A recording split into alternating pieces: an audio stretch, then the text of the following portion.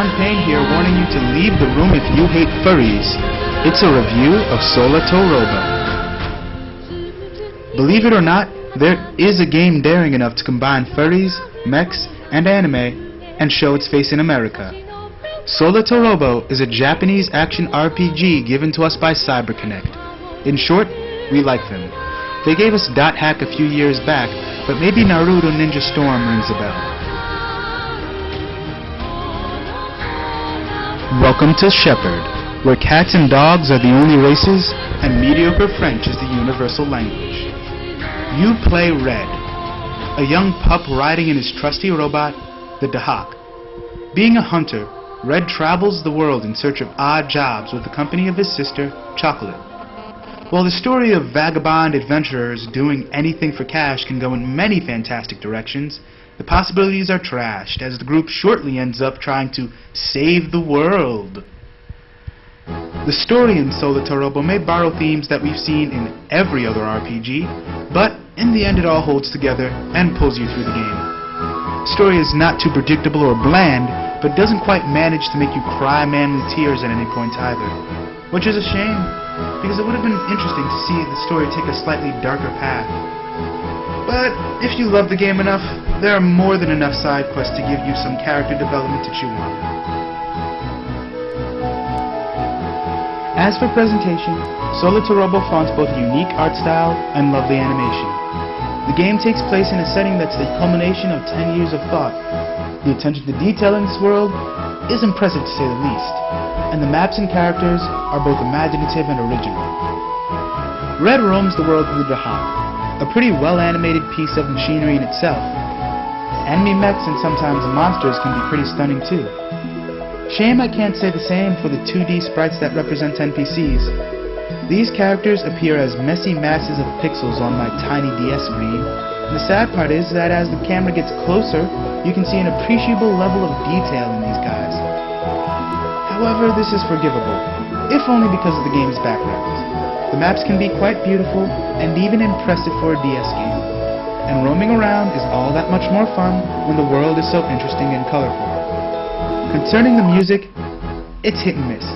Some tracks are good, great even, but some are so bland that my mouth gets dry just listening to them. Save for the opening theme song, no music in the game managed to blow my mind.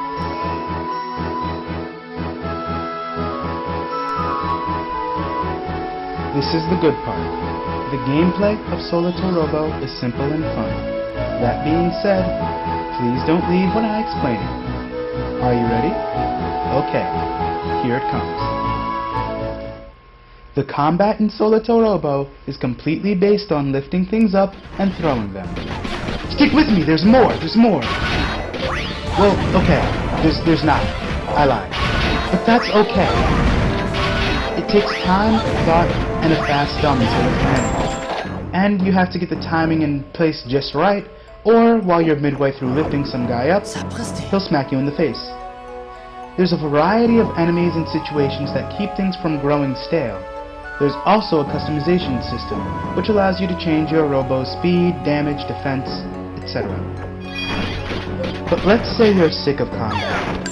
You're so good at throwing missiles back at enemies it's like playing a friendly game of catch, and you've got a robo customized to perfection. That's where Red's job as a hunter comes in. Like every other hunter in the universe, Red goes to the quest broker to get, well, quests. This means you go to one NPC and all your local quests are lined up for you. And this game doesn't hold back with quests.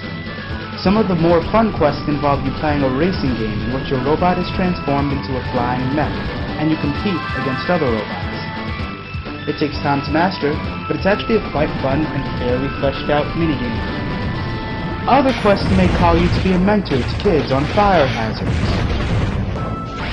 Help the local orphanage find a child. Or even just sit back and do a little fishing. Naturally, these quests are about as good of a distraction from the real game as the real game is a distraction from real life. In other words, Solatorobo is a medium-sized game, but these quests are the bells and whistles. ranging from collectible photos to collectible music to collectible robot upgrades. There's plenty here to keep the OCD strapped to their DS for much longer than they should be. I mean, don't deny it. You know you want to erase all those New Quest logos. On the downside of things, this game is easy. Too easy. Even with a difficulty spike midway through the game, I found myself visiting the game over screen a total of 3 times, and never once did I scratch my head in a puzzle or maze. The game forces Red out of his robot at some points, and Red's mech can hold down switches, which is a wasted mechanic as the puzzles never really use that feature to add to their complexity. Now it's not so bad that it's outright boring, but it's quite a leisurely pace. If you're looking for the intense, stat-heavy, teeth-gritting kind of action RPG that every so often makes it out of Japan, then this may not be the game for you. I also can't neglect to mention that about a third of the game is spent with the kids' gloves already. Until the difficulty spike halfway through, there's about 10 hours of the game telling you what to do every step of the way, outlining the pieces of each puzzle, handing down unasked for hints, and generally making you feel like you can't do anything yourself.